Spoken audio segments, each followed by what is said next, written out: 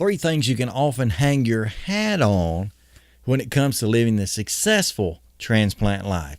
Stay tuned.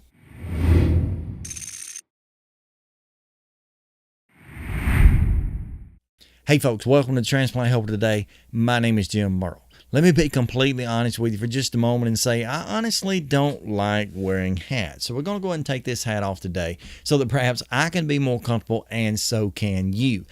Many times when I go into new patient rooms, I'm asked questions surrounding the topic of how to live a successful transplant life. Now, when I answer those questions, I really don't know what to say other than to constantly repeat the same old answer that I'm going to give you today. And that is, there are three words that you can keep in mind that will hopefully help you to live that successful, quote unquote, transplant life. Here's what they are. Word number one, and that is the word compliance. That is, you need to be compliant or do what your doctors, your nurses, your coordinators, your entire transplant team is telling you as far as living life post-transplant. Now, whether it's taking your medication on time every time, being involved in your diet, your exercise programs and such, being at your appointments when you're asked to, taking the proper test, you've got to be involved in your transplant recovery, and you've got to be compliant as to what they say. Now, I understand that sometimes they make mistakes. Sometimes they do things that we question, that we really don't understand.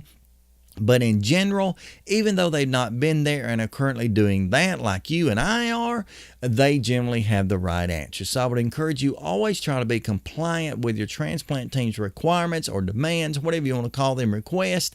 Just do what they say.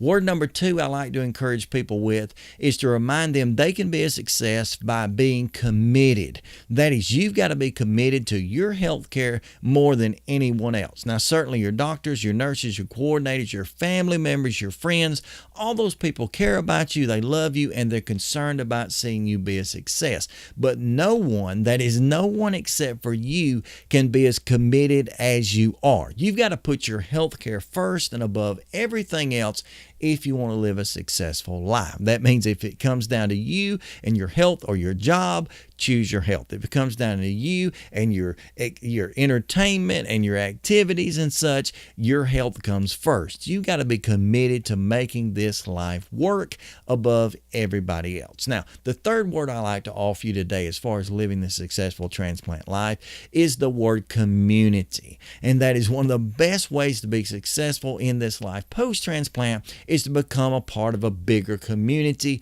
than yourself. It's too easy post-transplant to kind of get wrapped up and involved just in your care and in your survival and forgetting about everybody else. But I'll be honest with you, that's going to lead you down a path you don't want to go down, which could involve things like depression, things like anxiety, just a lot of bad emotions go along with that sometimes that are oftentimes wiped clean off the slate if you'll just look out for those around you. Join yourselves in with people like myself or like others, those who have been there and are currently doing that, those who know where you are, and you can share those feelings alike, whether it be a hug around the neck just to make people feel better, an encouraging word, or a good piece of advice. Being a part of a community bigger than yourself is a good way to go. Now, you can do that in several ways. One way that I always suggest is when you're in clinic and you're spending time in clinic for those regular everyday appointments, you may as well make a friend. Lean over to the person next to you, ask them about their situation, ask them what they're doing in life. More than likely, you'll find out you and they have a lot in common, so you can share with them.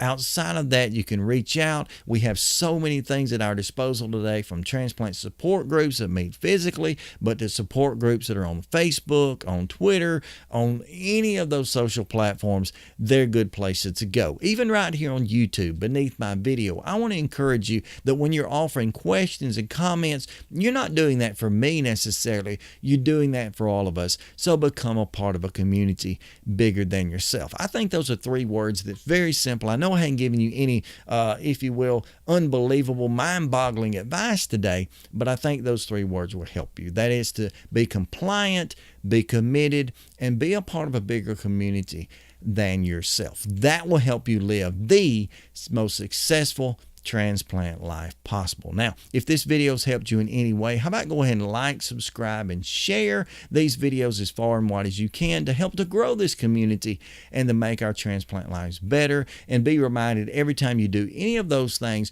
you're encouraging me to try to provide you with content which will hopefully advocate, educate, and even motivate you as a transplant patient. Now, until next time, stay stronger, friends.